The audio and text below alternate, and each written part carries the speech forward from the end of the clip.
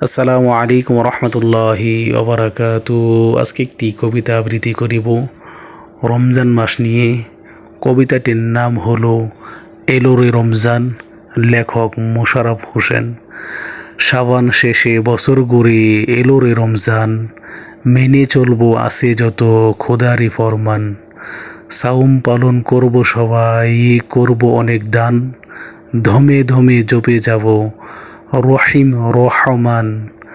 রহমতের এই না মাসে শুদ্ধ করে প্রাণ, হৃদয় মাঝে গড়ে তুলব বেহেস্তের আরমান।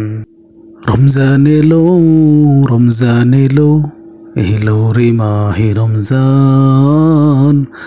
রমজান এলো, রমজান এলো, এলো রে মাহে রমজান।